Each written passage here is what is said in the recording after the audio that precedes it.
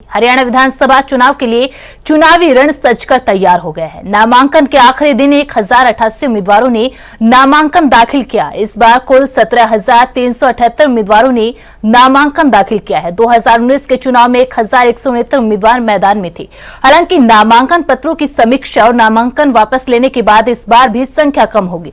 16 सितंबर तक नामांकन पत्र वापस लिए जा सकते हैं। नामांकन प्रक्रिया पूरी होने के बाद अब राजनीतिक दलों को जोर चुनाव प्रचार प्रसार पर रहेगा।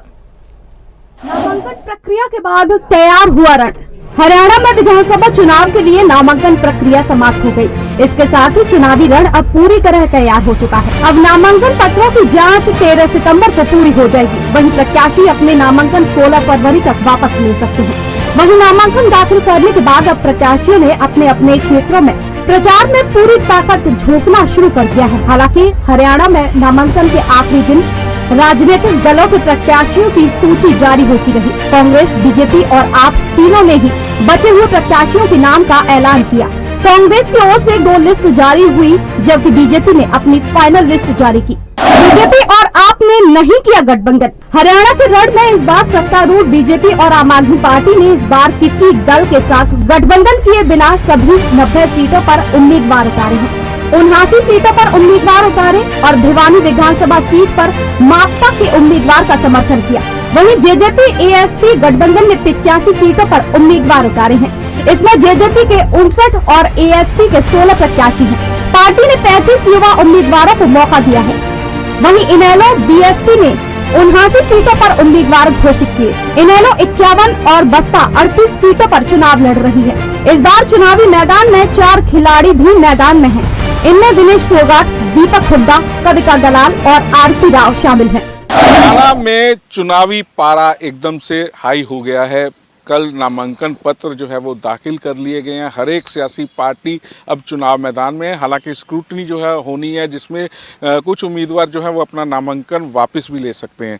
लेकिन हरियाणा की जनता का मूड क्या है, वो लोग क्या सोचते हैं, उनके मुद्दे क्या हैं, इस बारे में जानकारी हासिल करने के लिए हम इस समय हिसार के ओपी जिंदल पार्क में मौजूद हैं। मेरे साथ यहाँ हिसार की जनता जो है, जनता जनार्दन वो है। कहा जा सकता है कि जब चुनाव आता है तो नेताओं को भी जनता की याद आती है, तो वो जनता के बीच में आते हैं। और हम भी जनता के बीच में आए हैं, सीधे सवाल करेंगे, उनसे पूछेंगे कि आखिर वो लोग क्या चाहते हैं। पिछली सरकार जो थी, 10 साल की सरकार थी, उसने अपने वादे जो किए थे उस पर वो सही उतरी है, और इनके अलावा इनकी क्या कुछ और उम्मीदें हैं। सर नमस्कार, एएनबी न्यूज़ चैनल पर आप सभी का स्वागत है।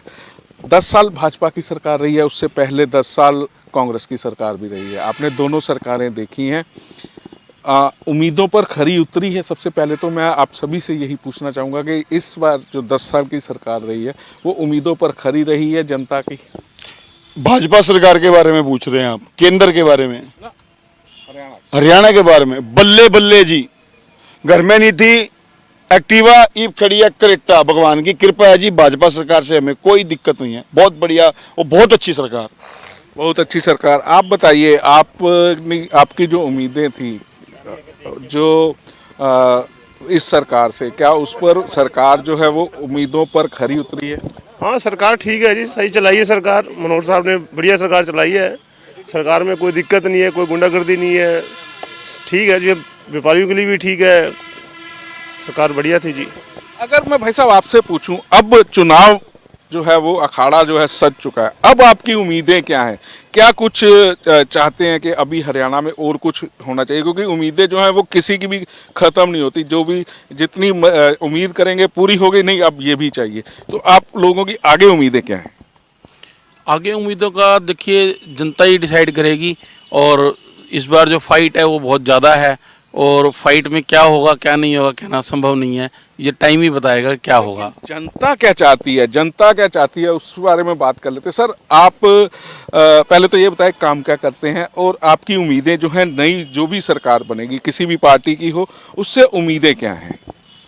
उम्मीदें तो इस सरकार से भी बहुत थी, लेकिन जो इन्होंने ये ऐप वाला सिस्टम किया ना खट्टर साहब ने, और खट्टर साहब थोड़े से मतलब वो थे, क्या नाम, बहुत ही अर्धधर्मी आदमी थे, अपनी चलाते थे, किसी की वर्कर की तो 9 साल में सुनी नहीं किसी की। मतलब वर्करों को तो कोठी के अंदर नहीं घुसने दिया। अब नायब सैनी बेचारा 6 महीने में इतने अच्छे काम कर गया, बहुत ही बढ़िया। टिकटों में नहीं चली अब खट्टर नायब की, खट्टर ने अपनी चलाई, तो ये भट्ठा बिठा देगा हरियाणा का, ऐसी बात। कहीं ना कहीं अगर बात की जाए तो इस हिसार की जो जनता है वो साफ तौर पर यही चाह रही है कि हिसार की जो समस्याएं हैं उसे जो है वो दूर किया जाए। जैसे ये सज्जन अभी बात बता रहे थे कि यहाँ पर पानी भर जाता है, ट्रैफिक की समस्या है। हालांकि कुछ ये नौजवान भी है, ये कह रहे हैं कि नशा अगर पड़ोस से आ भी रहा है तो उससे बच्चों को बचाने का जिम्मा जो है वो उसके माँ बाप का है। कैमरामैन विजय के साथ राजन गोसाई, ANB न्यूज, हिसार। पूर्व सीएम और 2 पूर्व डिप्टी सीएम भी मैदान में। चुनाव मैदान में सीएम नायब सिंह सैनी, पूर्व सीएम भूपेंद्र सिंह हुड्डा, पूर्व डिप्टी सीएम चंद्रमोहन, पूर्व डिप्टी सीएम दुष्यंत चौटाला, 1 विधानसभा अध्यक्ष, 2 पूर्व विधानसभा अध्यक्ष और 16 पूर्व मंत्री मैदान में है। वहीं 10 मंत्रियों समेत 67 विधायक चुनावी मैदान में है। इनमें बीजेपी के 29 और कांग्रेस के 30, जेजेपी के 2, इनेलो के 1, हलोपा का 1 विधायक मैदान में है। वहीं इस बीच ANB न्यूज ने हरियाणा के हिसार में जनता के मन को टटोलने की कोशिश की। हमने जनता के बीच जाकर जानने की कोशिश की कि 10 साल बीजेपी की सरकार कितनी कारगर रही और आगे का माहौल क्या होने वाला है।